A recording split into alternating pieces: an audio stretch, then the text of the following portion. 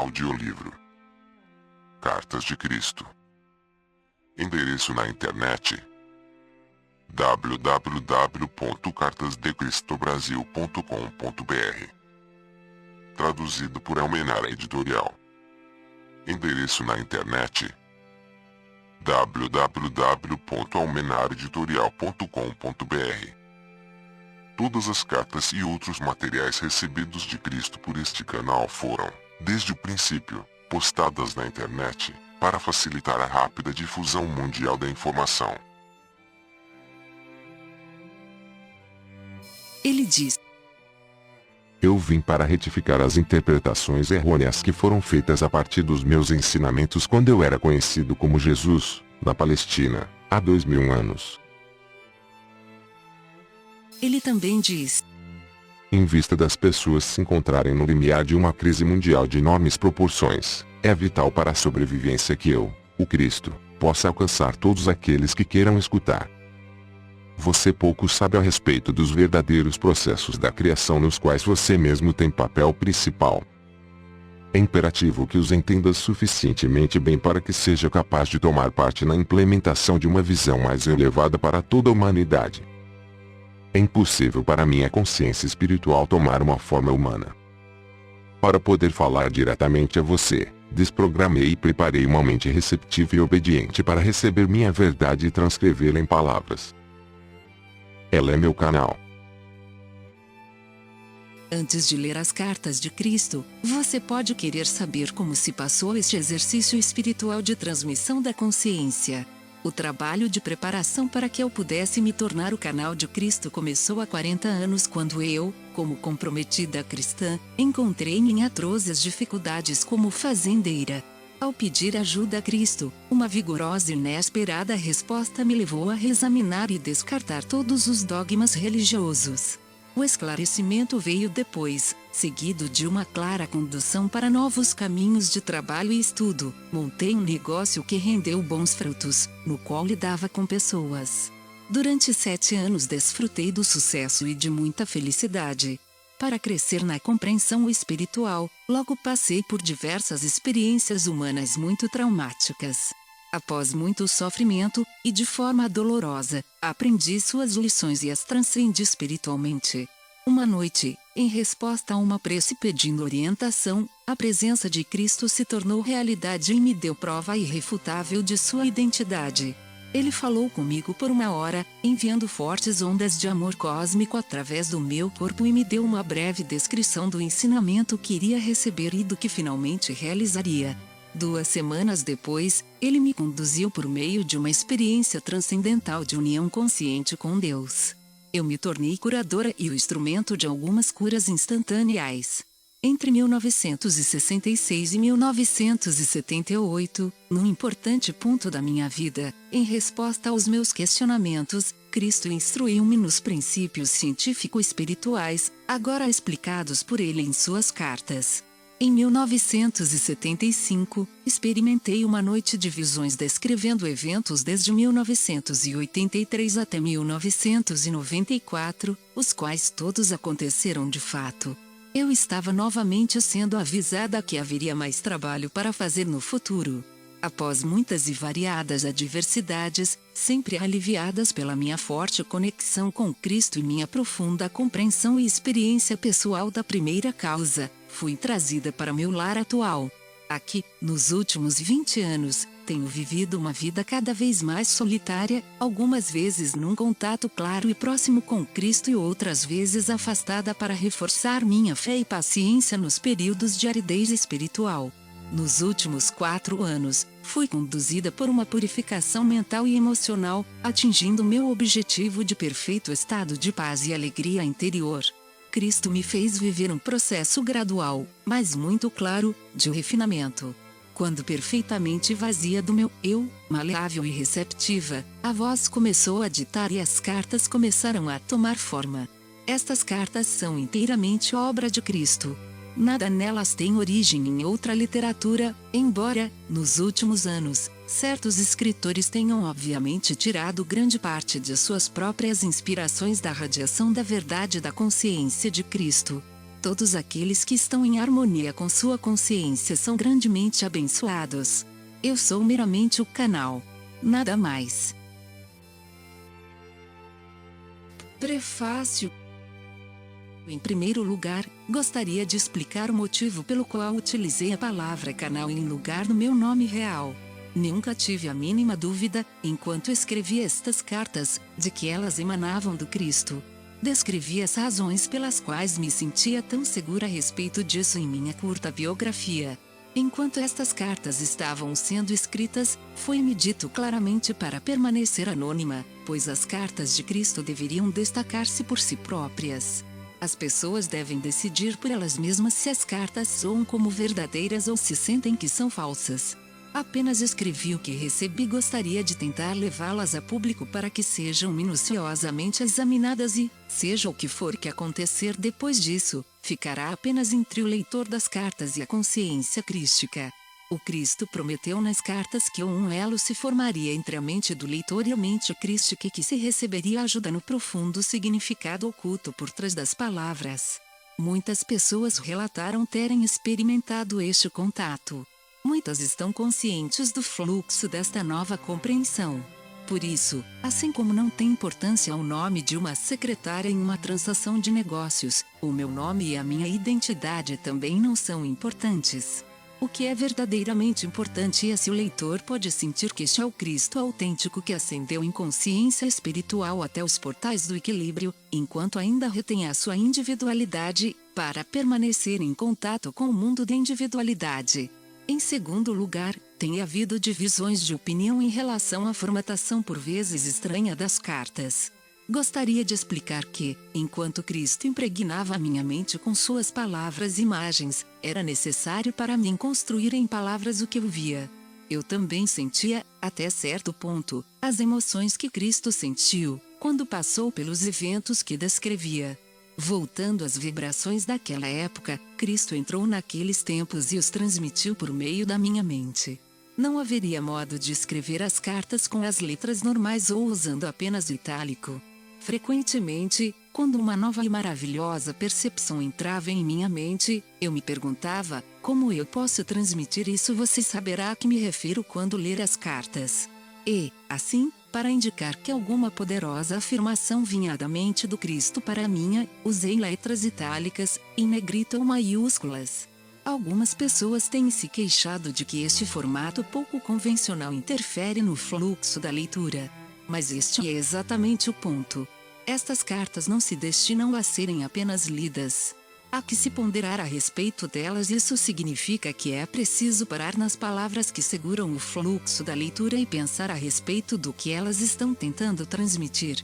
Você deve lembrar, a todo momento, que quando Cristo tenta alcançar a sua inteligência humana, ele está relatando verdades que vão muito além da sua própria experiência de vida neste mundo.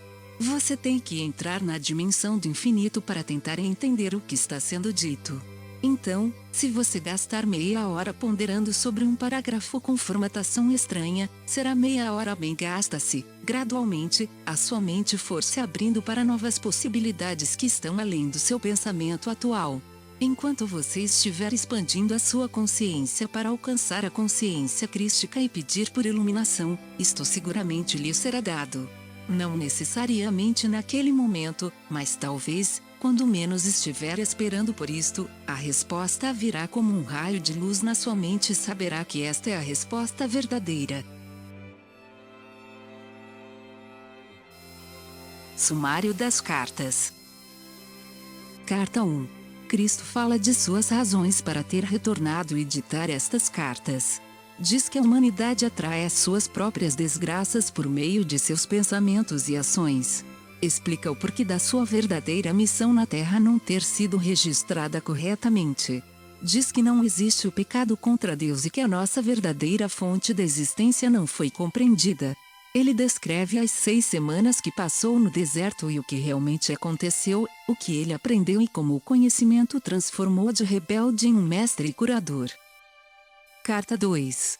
Continua a história de sua vida na Terra, o retorno com sua mãe para Nazaré, a recepção que teve, sua primeira cura em público e a tremenda reação.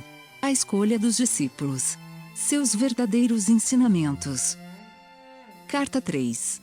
Continuam os incidentes de sua vida, os ensinamentos, a consciência de que seu tempo na Terra seria abreviado pela crucificação. As coisas que ele fez para provocar a ira dos líderes religiosos judeus. O que realmente aconteceu e o que foi dito na última ceia, a atitude dos discípulos, e a verdade em relação à sua ascensão. Carta 4. Cristo retoma o fio de seus ensinamentos na Palestina e diz que ele, Maomé, Buda e todos os outros mestres continuam a desenvolver-se espiritualmente até que todos tenham ascendido à consciência crística. Cristo fala da verdade a respeito do relacionamento sexual, dizendo que a atitude entre os homens e as mulheres vai finalmente mudar. Haverá progresso espiritual e nascerão crianças com um novo potencial espiritual. Cartas 5 e 6. Cristo começa a explicar os verdadeiros processos da criação. Ele faz alusão às crenças da ciência e das doutrinas religiosas, as rejeita e define a verdade do ser. Menciona a verdade a respeito do ego humano, o meio para a individualização terrena, e portanto necessário, mas também fonte de todo o sofrimento. Carta 7. Cristo explica a verdade a respeito do ato sexual, o que realmente acontece espiritual e fisicamente. Como as crianças nascem em diferentes níveis de consciência. Explica o lugar do homem e da mulher na ordem do mundo. Carta 8. Cristo explica a realidade dos homens e das mulheres, como viver segundo as leis da existência e como entrar em um estado de bem-aventurada harmonia de ser, no qual todas as coisas são abundantemente providas, a saúde é restaurada e a alegria se torna um estado natural da mente. Cada indivíduo pode alcançar esse estado interior de bem-aventurança e a paz se tornará então a norma. Carta 9.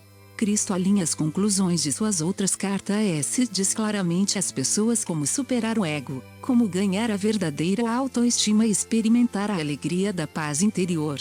Ele fala do racismo e de uma mensagem pessoal de coragem e amor para todos aqueles que foram atraídos por suas cartas. Textos complementares. Texto número 1. Falhas em seu planeta.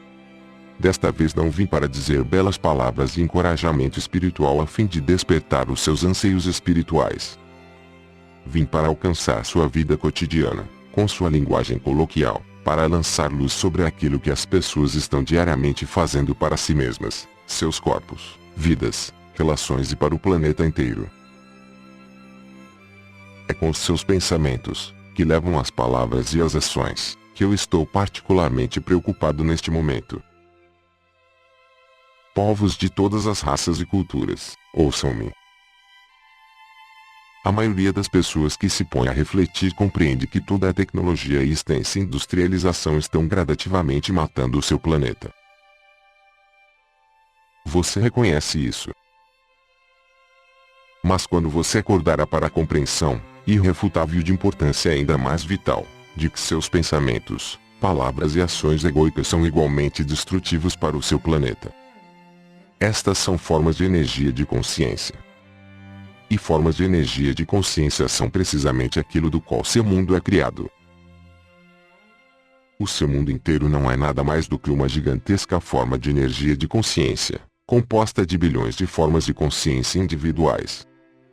Estas provêm do, e apoiam-se no, vazio da consciência universal, o qual você poderia chamar de Deus, que vem evoluindo desde o aparente nada até o seu estado atual, através do processo de seus próprios desejos e anseios. Portanto, tente compreender que, diariamente, quando derrama a consciência de seu ego em seu mundo através de seus pensamentos, palavras e ações, você emite formas de consciência que são totalmente contrárias às leis da consciência universal. Você e bilhões de outras pessoas de pensamentos semelhantes estão criando uma força destrutiva em conflito direto com a sua fonte de ser, a consciência universal, que sustenta e mantém toda a existência.